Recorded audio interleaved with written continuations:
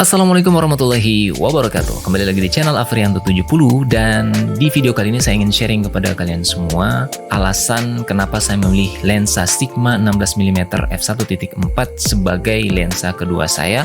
Dan mungkin di video ini juga bisa menjadi pertimbangan buat kalian gitu ya, yang lagi nyari lensa gitu. Kira-kira lensa apa gitu yang cocok untuk kita gunakan atau kita jadikan lensa utama mungkin, atau sebagai lensa cadangan kita gitu ya. Dan seperti apa video kali ini, sharing kita kali ini, seperti biasa kita kumpulkan semangat dan bam.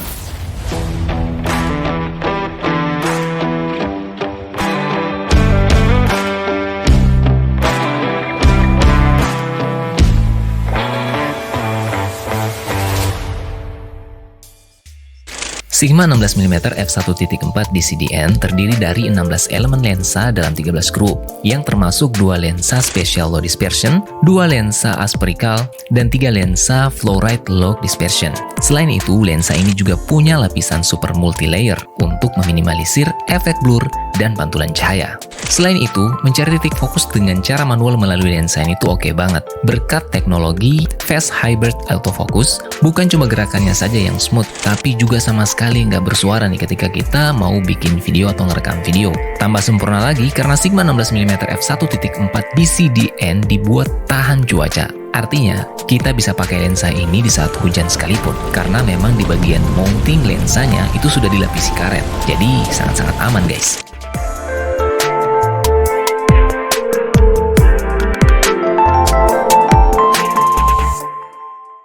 Baik teman-teman semua, sebelum saya ceritakan atau saya sharing ke kalian semua kenapa saya memilih lensa Sigma f1.4 ini ya, 16mm ini sebagai lensa kedua saya. Jadi sebelumnya saya itu beli lensa yang saat ini saya gunakan, yaitu lensa Sigma 30mm f1.4.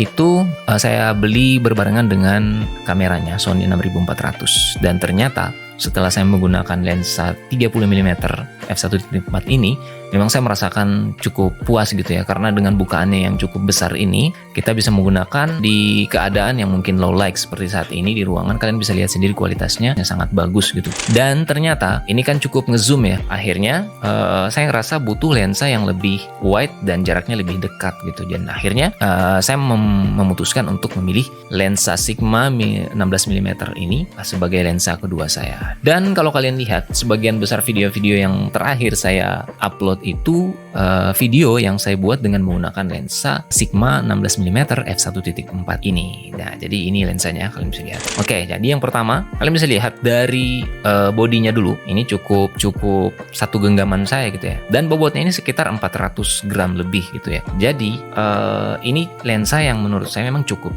berat gitu, dan cukup gede juga gitu ya. Kalian bisa lihat nih ukurannya gede gitu ya. Jadi saya memang butuh lensa yang lebih wide untuk memasangkan dengan lensa Sigma 30mm yang saat ini saya gunakan.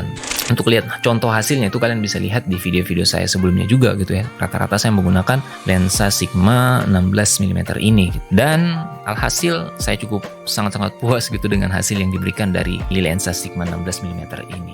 Kenapa menjadi pilihan, salah satu pilihan yang sangat rekomen juga buat teman-teman gitu ya. Karena dengan bukaannya yang sangat besar gitu di f1.4, tentunya kita sangat bisa mengandalkan lensa ini di dalam keadaan low light gitu, di dalam keadaan yang minim cahaya. Mungkin kekurangannya itu ya salah satunya adalah karena memang lensa ini belum punya image stabilizer gitu ya. Sangat-sangat getar gitu kalau kalian umpamanya pakai dengan Sony 6400 yang juga belum punya image stabilizer. Nah, tapi cara mengatasinya ialah kalian memang harus punya yang namanya gimbal atau stabilizer gitu. Dan mungkin kalau kalian mau lebih kualitas lebih sempurna ya, kalian beli kamera yang sudah punya image stabilizer juga gitu ya. Mungkin di Sony 6600 gitu kan yang sudah punya, atau 6700 gitu. Dan akhirnya ya untuk mengatasi solusinya, karena memang lensa yang saat ini saya miliki dan kamera yang saya miliki keduanya belum punya image stabilizer untuk menyediakan atau memiliki gimbal gitu. Jadi diatasi dengan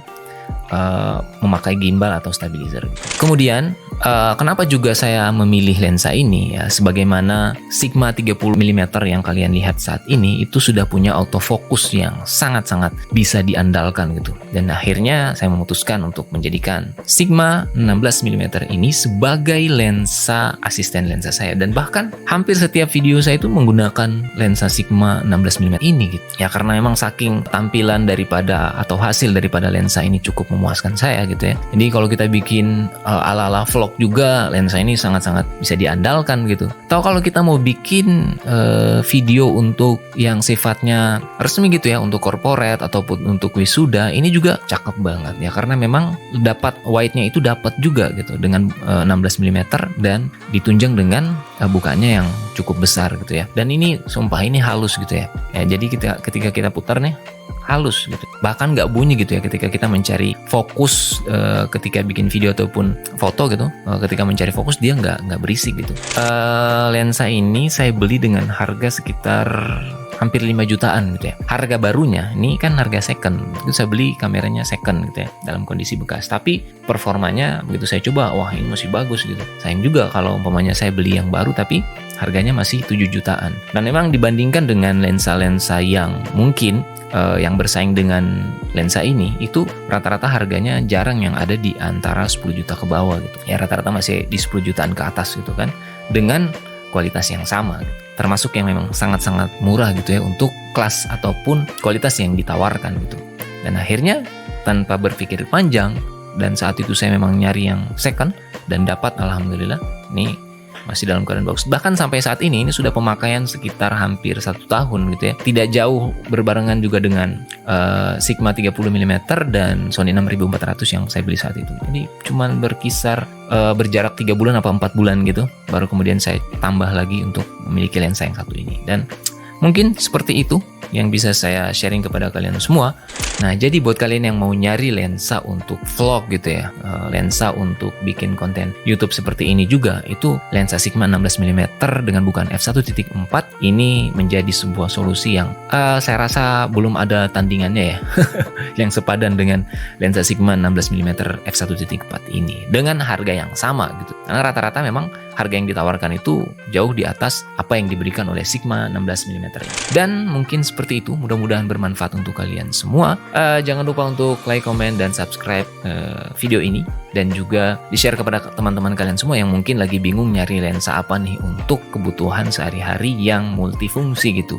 Tidak hanya nge-vlog, tidak hanya video talking head seperti ini, ataupun untuk juga bisa digunakan dalam kebutuhan-kebutuhan video dengan konsep-konsep yang lain. Demikian, mudah-mudahan bermanfaat untuk kalian semua. Sampai jumpa di video selanjutnya, dan Assalamualaikum warahmatullahi wabarakatuh.